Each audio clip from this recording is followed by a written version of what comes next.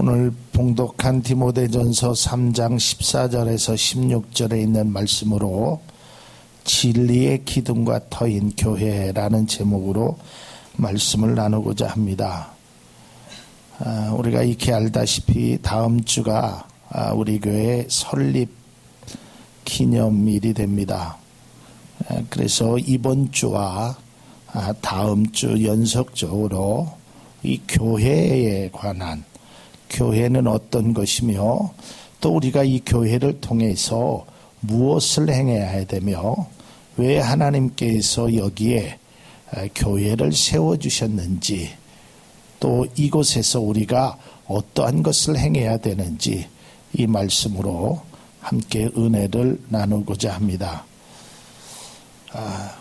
한국 교회는 양적으로 아마 세계 교회사에서 기록할 만한 기적적인 성장을 가져왔습니다.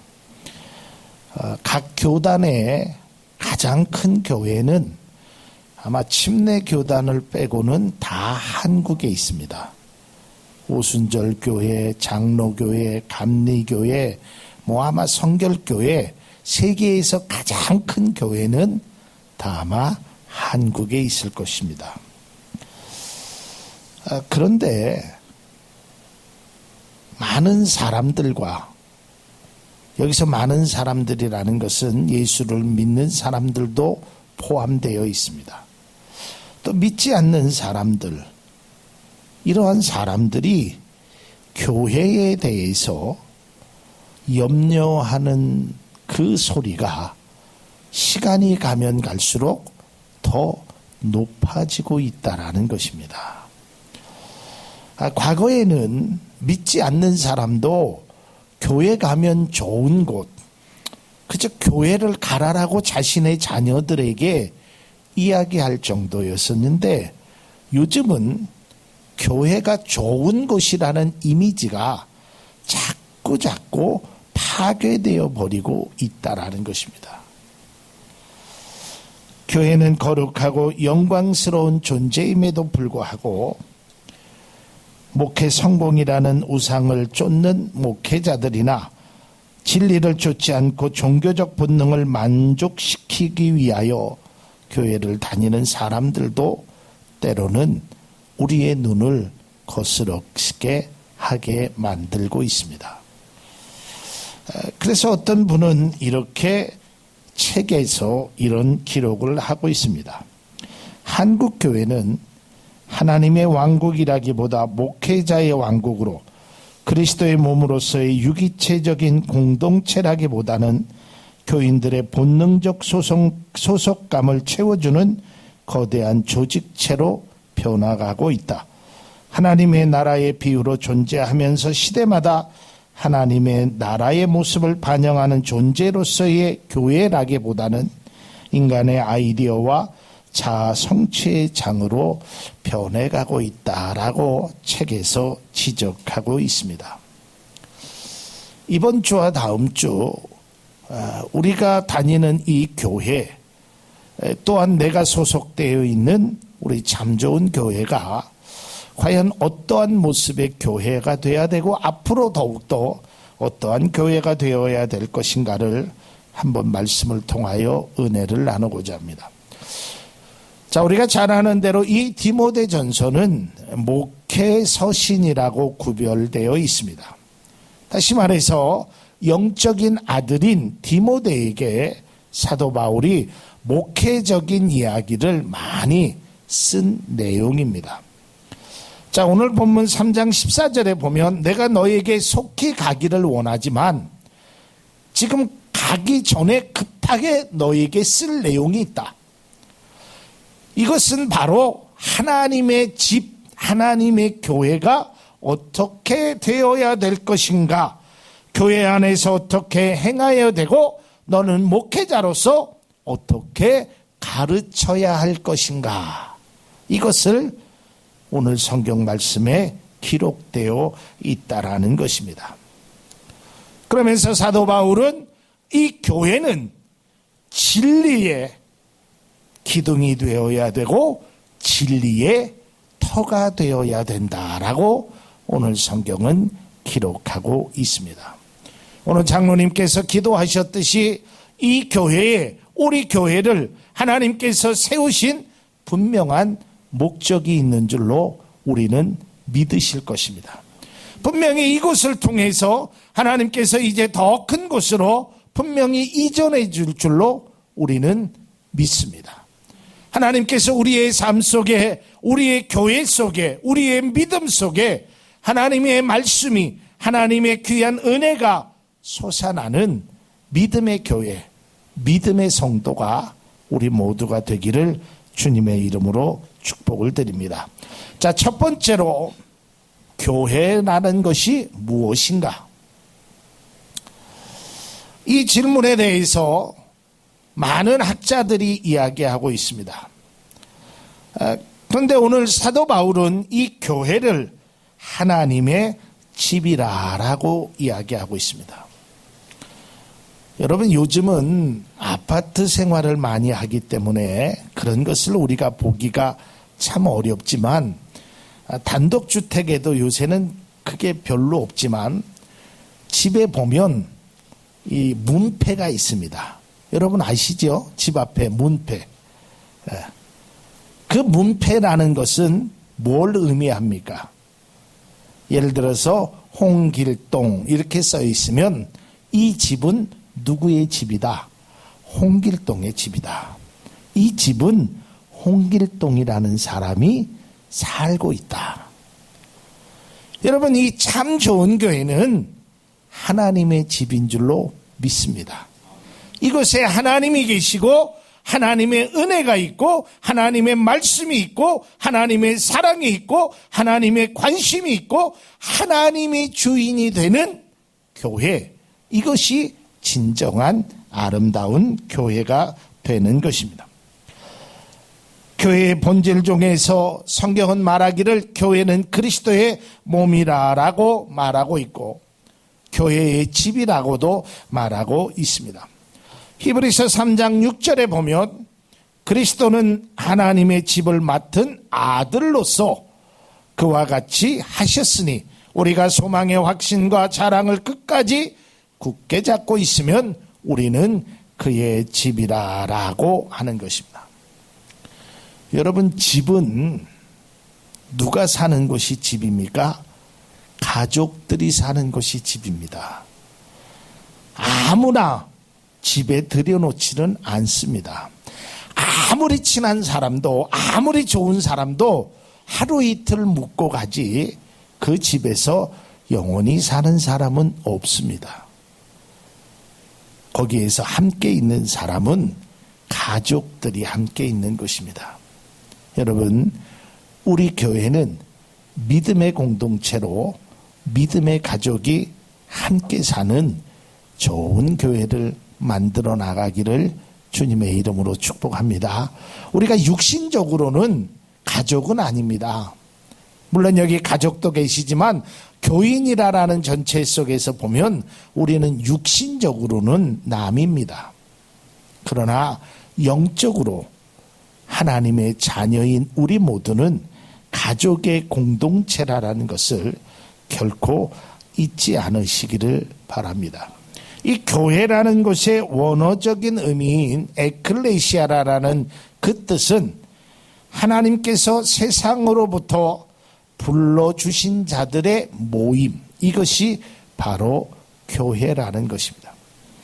고린도전서 1장 2절에 보면 고린도에 있는 하나님의 교회 곧 그리스도 예수 안에서 거룩하여지고 성도라 부르심을 받은 자들과 또 각처에서 우리 주 곧 그들과 우리의 주 되신 예수 그리스도의 이름을 부르는 모든 자들에게, 바로 성도라고 부르심을 받은 사람들이 모여 있는 곳이 바로 교회라는 것입니다. 교회가 어떠한 것인지를 우리가 제대로 알고 또 교회 안에서의 성도가 무슨 일을 하여야 되며 어떻게 살아야 하는지에 대해서 아는 것은 매우 중요한 것입니다. 제가 간혹 말씀드리지만 교회는 본질적으로 건물이 아닙니다. 교회는 그리스도의 몸이 되어야 되는 것입니다. 다음 자막을 해주시면, 교회는 믿는 성도들의 공동체인 것입니다. 또한 교회는 그리스도의 몸이며 주님이 주인인 것입니다. 우리가 이 사실을 알므로, 이 사실을 깨달음으로 교회가 어떤 것이며 교회 속에서 우리가 어떠한 삶으로, 어떠한 모습으로 살아가야 될 것인가 다시 한번 생각하는 귀한 시간이 될 수 있기를 바랍니다. 자, 두 번째로는, 그러면 교회는 무엇으로 지어졌는가? 여러분, 건물은 벽돌이나 시멘트로 지어집니다. 그렇죠? 또 나무로 지어질 수도 있습니다. 그러면 교회는 무엇으로 지어져야 될 것인가? 우리 교회가 앞으로 이제 이것을 쌓아져 나갈 때 어떤 것으로, 무엇으로 지어져야 되겠는가라는 것입니다. 신약 성경은 교회가 완성된 것으로 그려지지는 않습니다. 신약 성경의 교회라는 말이 예수님께서 마태복음 16장에서 말씀하시고, 그 이후에는 교회라는 말이 예수님 당시에는 없었습니다. 그러다가 사도행전에 와서 이제 초대교회가 세워지고, 또 그 이후에 이제 사도 바울이 선교적인 그러한 삶을 통해서 많은 선교지에 이제 하나님의 교회를 세우기 시작했습니다. 자, 교회는 무엇으로 지어져야 될까? 오늘 사도 바울이 분명하게 말하고 있습니다. 오늘 교회의 모습은 진리로 세워져야 한다는 것입니다. 진리의 터 위에 진리의 기둥을 세워야 된다는 것입니다. 여러분, 이 터라는 것이요, 건물을 짓는데 매우 중요한 것입니다. 어떤 터에다가 건물을 지을 것인가가 매우 중요합니다. 이 비탈진 터나 아주 높은 터나 의외로 낮은 터에다가 집을 짓지는 않습니다. 그래서 가장 먼저 집을 짓기 위해서는 터를 닦는 그 토목에 관한 공사가 아주 잘 되어야 되는 것입니다. 여러분, 그래서 집을 짓기 위해서는 먼저 측량을 하고 토목 공사를 하고 이 터를 잘 닦는 것입니다. 여러분, 우리 교회가 이제 이곳에 이사 온 지 약 한 8개월, 9개월 정도 됐네요. 우리 교회가 정말 하나님이 원하시는 믿음의 교회가 되기 위해서는 터를 잘 닦아야 될 줄로 믿습니다. 여러분들이 그 일에 선구자적인 역할을 행하셔야 되는 것입니다. 여러분들의 모습을 보고 새로 들어오는 분들이 여러분의 신앙을 보고 여러분들의 모습 속에 은혜가 되고 그분들의 삶에서 귀한 하나님으로부터 이끄는 모습이 되어야 된다는 것입니다.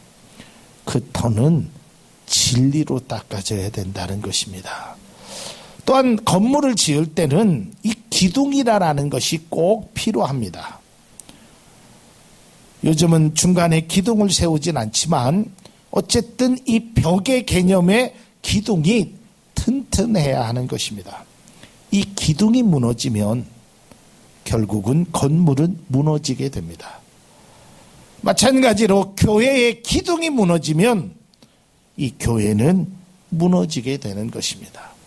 오늘 사도 바울은 말하기를 이 진리는 터와 기둥의 역할을 감당해야 됨을 말하고 있습니다. 여기서 진리라는 것은 하나님의 말씀인 것입니다. 다시 말해서 하나님의 말씀의 터에 하나님의 말씀의 기둥으로 세워져야 하는 것입니다. 교회는 다른 것이 아닙니다. 하나님의 말씀이 있어야 되고 이 말씀을 통하여 변화가 되는 성도의 모습이 임해야 된다라는 것입니다. 여러분, 바라기는 여러분들의 어떠한 변화도 하나님의 말씀이 아니고서는 일시적인 감정적인 변화밖에 되지 않는다는 것입니다. 말씀으로 변화받는 우리 모두가 될 수 있기를 바랍니다. 에베소서 1장 13절에 보면 그 안에서 너희도 진리의 말씀 곧 너희의 구원의 복음을 듣고 라고 기록되어 있습니다. 또한 디모데후서 2장 15절에도 너는 진리의 말씀을 옳게 분별하여 부끄러울 것이 없는 일꾼으로 인정된 자로 자신을 하나님 앞에 드리기를 힘쓰라. 또한 예수님께서도 말씀하셨습니다. 요한복음 17장 17절에 그들을 진리로 거룩하게 하옵소서.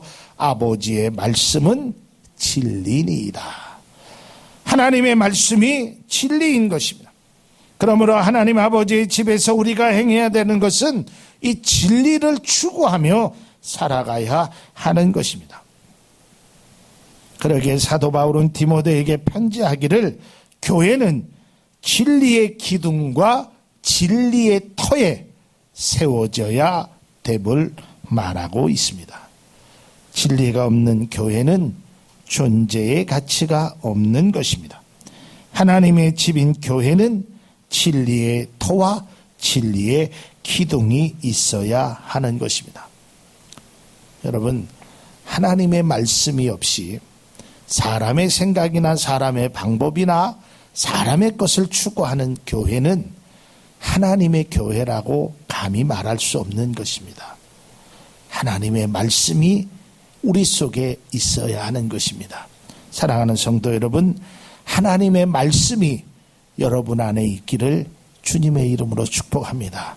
그리고 하나님의 말씀이 여러분의 삶의 등불이 되어야 돼요. 여러분의 삶을 인도하는 것이 하나님의 말씀이 되어야 한다라는 것입니다. 하나님의 교회는 진리에 기초하여서 존재해야 하는 것입니다. 다음 자막을 보시면 하나님의 교회는 진리를 선포해야 합니다. 하나님의 교회는 진리를 세우고 진리를 지키는 수호하는 곳이 되어야 됩니다.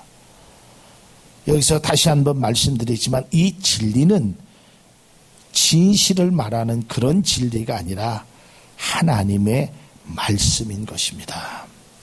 이 말씀이 세워지고 이 말씀이 선포되고 이 말씀을 지키기 위하여 노력하는 사람들이 있는 곳, 그것이 바로 교회라는 것입니다. 우리의 교회도 살아계신 하나님의 교회요 진리의 기둥과 터임을 우리가 믿고 나아갈 수 있는 그런 교회를, 그런 하나님의 집을 세워져 나가는 믿음의 성도가 우리 모두가 될 수 있기를 주님의 이름으로 축복합니다. 세 번째로는 그러면 교회라는 것이 무엇 때문에 존재하는가? 여러분, 어떤 것이 세워지면 존재의 가치가 있습니다. 우리가 이런 간판만 봐도 저기가 뭐 하는 곳이구나 라는 것을 익히 알게 됩니다. 우리가 사는 요 금천동 광장 쪽에 보면 아주 수시로 이 가게들이 바뀌는 것을 봅니다. 그럼 사람들이 그 안에 인테리어가 아닌 이 광고를 딱 세워지는 순간 저기 중국집이 들어오네, 저기 커피숍이 들어오네, 저기는 병원이 들어오네, 그것을 알고 있습니다. 여러분, 커피숍은 커피를 마시는 곳입니다. 그래서 거기에는 사람들에게 커피를 주고 대화를 나누기 위해서 거기에 세워지는 것입니다. 병원은 치료를 하기 위해서 세워지는 것입니다. 그러면 교회는 무엇 때문에 존재하고 있는 것인가? 한마디로 말씀드리면 교회는 예수 그리스도를 나타내기 위해서, 그분의 삶을 증거하기 위해서 교회가 존재한다라는 것을 꼭 기억할 수 있기를 바랍니다. 자, 오늘 성경에 뭐라고 말하냐면 크도다 비밀이요라고 얘기합니다. 이것은 교회를 얘기하면서 갑자기 사도 바울이 크도다 경건의 비밀이요 그러면서 얘기하기를 누구를 얘기하냐면 예수님을 얘기하는 겁니다. 예수님은 이런 분이다. 그는 육신으로 나타나신 바 영으로 의롭다 하심을 받고 천사들에게 보이시고 만국에서 전파되시며 영광 가운데 올리셨던 분이다. 그러니까 예수님을 증거하기 위해서 교회가 존재하는 것이 되어야 됩니다.